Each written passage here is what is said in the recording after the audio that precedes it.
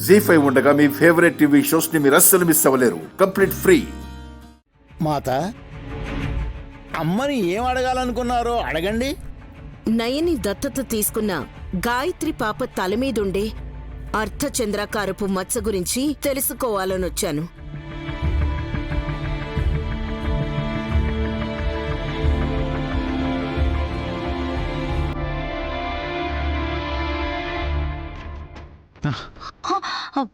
ఏమైంది బ్రో, అంత స్పీడ్గా వచ్చావేంటి? విశాల్ పరిగెడితే నేను పరిగెత్తాను అంతే. అంత అవసరం ఏంటా అని అడుగుతున్నాం.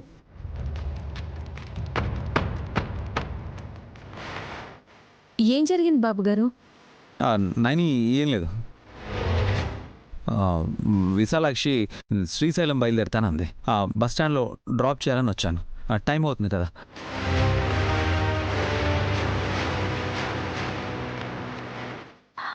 అవునవును, వెళ్ళు విశాలాక్షి, దా. మీ అత్తయ్య మచ్చ గురించి తెలుసుకోవాలనుకుంటుంది పెద్దమ్మ.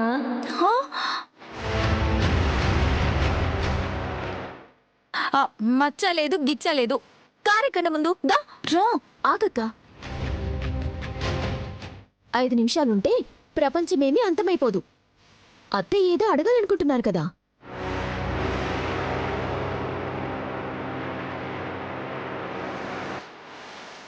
అన్నీ తెలిసినట్టు కనిపించే ఈ గారడీ పాప ఏం చెప్తుందో విందాం.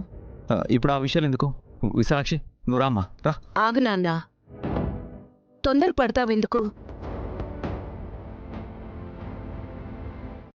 నాకు దిమ్మ తిరిగి కాలచక్రాన్ని వెనక్కి తిప్పేసుకుంటాను అని చెప్పిన ఈ పిల్ల మీ పెంపుడు పిల్ల గాయత్రికి ఉండే అర్ధచంద్రాకారపు మచ్చ గురించి కూడా ఏదైనా చెప్తుందేమో తెలుసుకుందాం.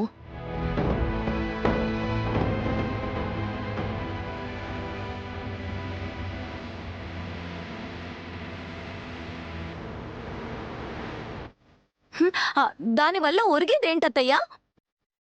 ఎద్దులయ్యా, మీ అమ్మ తీసుకునిరా. ఏయ్, కుదరదు.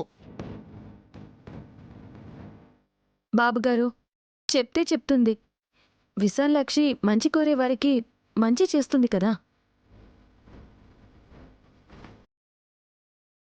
బ్రో, మీరేదైనా తిక్కగా ఆలోచిస్తే దెబ్బతింటారు అని అర్థం.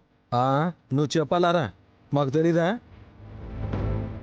ఆ మచ్చ గురించి మనకే తెలీదు, ఇంక ఈ పాపకేం తెలుస్తుంది? అసలు ఆ మచ్చ ఎందుకుంది? ఇంతకు ముందు అలాంటి అర్ధచంద్రకారపు మచ్చ ఎవరికి ఉండేదో వివరాలు తెలుసుకోవాలని వచ్చింది మీ అక్క.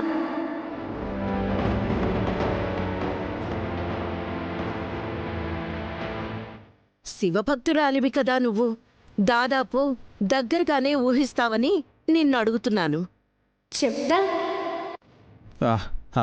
అమ్మ విశాలాక్షి, తెలుసుకోవాలంటున్నారు కదా నాన్న.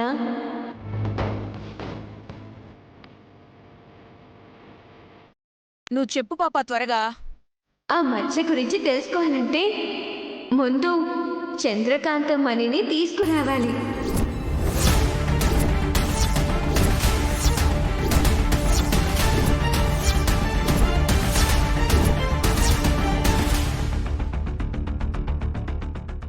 జీ5 యాప్ డౌన్లోడ్ చేసి అన్ని ఎపిసోడ్స్ పూర్తి ఉచితంగా చూడండి.